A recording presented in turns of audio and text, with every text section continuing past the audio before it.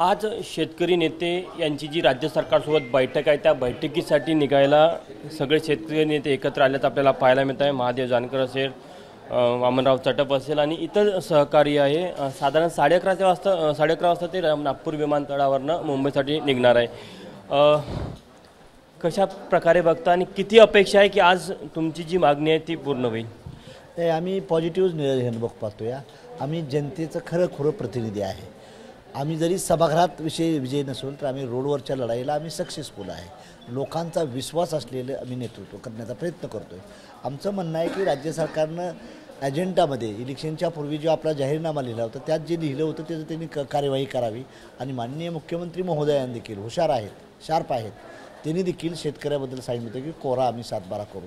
त्या शेतकऱ्यात दुजाभाव न करता सरसकट लँड होल्डिंग वेस्टर्न महाराष्ट्रामध्ये कमी आहे, लँड होल्डिंग विदर्भामध्ये जादा आहे, तर विदर्भाच्याही शेतकऱ्याला आणि पश्चिम महाराष्ट्राच्या किंवा मराठवाडा खानदे जे कोकण रिजन आहे त्या सर्व शेतकऱ्याला समान न्याय मिळावा याची भूमिका राज्याच्या मुख्यमंत्र्यांनी घ्यावी।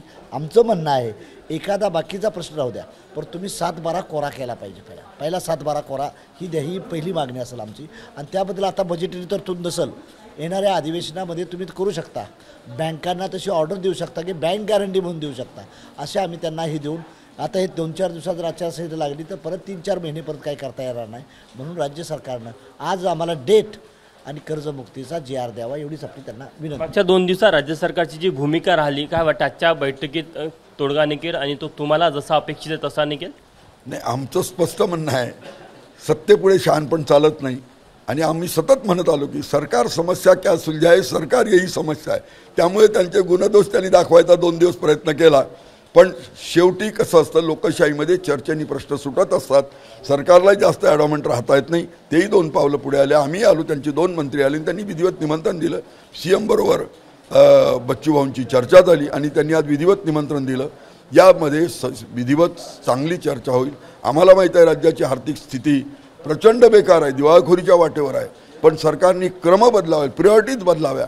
आज ते पैसे देणं शक्य नसेल तर GR काढावा, एक डेट द्यावी, बँकांना तशा तऱ्हेची काउंटर गॅरंटी द्यावी आणि मार्चच्या अर्थसंकल्पात त्यांनी तरतूद करावी अशी आम्हाला अपेक्षा आहे। तुम्ही देवेंद्र फडणवीस यांच्यासोबत त्यांच्या मंत्रिमंडळात मंत्री राहिलेले आहे, त्यांची निर्णय प्रक्रिया आणि त्यांचे निर्णय घेण्याची जी क्षमता आहे हे बघता काय वाटतं? निर्णय क्षमता चांगले येतात, ते विकासाच्या कामाबद्दल चांगलेच आहे, प्रश्न नाही। म्हणजे त्यांच्या मनात आलं तर ते डेफिनेटली करू शकतात आणि मला वाटतं की ते मी त्यांचा जुना सहकारी असल्यामुळे आता सध्याला नाही आहे, जुना सहकारी असल्यामुळे ते निर्णय पॉझिटिव्ह देतील। मला सांगा 2008ला कर्जमाफी झाली, 2019ला कर्जमाफी झाली, परत आपल्याला 2025ला कर्जमाफी मागावी लागत आहे।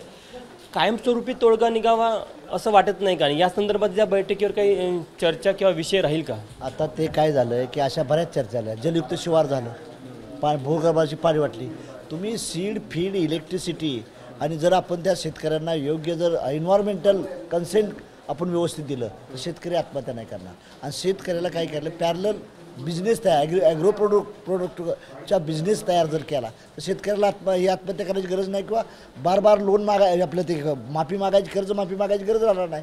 तुम्ही त्या दृष्टीने करत नाही। आता लाईटच नसते, शेतकरी ज्यावेळेस ऊस किंवा सोयाबीन लावतो त्यावेळेस लाईट नाही, तिथं लाईट नसेल तर ते पीक जळून जाते आणि ज्यावेळेस मार्केटमध्ये येते तेव्हा व्यापाऱ्यांचा फायदा होतो पण शेतकऱ्याला काही मिळत नाही। मग ह्यासाठी त्यांनी व्यवस्था तयार केली पाहिजे ना राज्य सरकारनं किंवा केंद्र सरकारनं। म्हणजे या संपूर्ण एकूणच या अर्थकारणामध्ये जो प्रायमरी स्टेजला शेतकरी उत्पादन करतो त्याला या पूर्ण अर्थव्यवस्थेचा रिटर्न मिळत नाही जे मिळालं पाहिजे, त्यावर काहीतरी तुम्ही मागणी करा। ती राज्य सरकारनं योग्य तामिळनाडूचा अभ्यास करावा, तेलंगणाचा करावा, त्यांनी जे राज्याच्या प्रकारनं शेतकऱ्याबद्दल जी भूमिका घेतलेली आहे केरळाच असेल तशा लेवलचं काय होत नाही। आमच्या शेतकरी उत्पादक आहे त्याला फायदा होत नाही, व्यापाऱ्यांना होतो। शेतकऱ्याला माल लावला त्याला उपयोग होत नाही, म्हणून ही व्यवस्था राज्य सरकारनं केंद्र सरकारनंच तयार केली पाहिजे किंवा ही शेतकऱ्याचा माल आहे त्याला कमीत कमी एका एकरला सोयाबीनला जर 22,000 रुपये खर्च येतो आहे आणि तुम्ही जर त्यांना 8,500 रुपये देत असाल तर शेतकऱ्यांनी काय करायचं? घाट्यातलाच धंदा आहे ना तो। मग तो शेतकरी कसा फायद्यात येईल यासाठी ट्रेनिंग कॅम्प्स त्यांनी घेऊन त्यांच्या दृष्टीने केलं पाहिजे।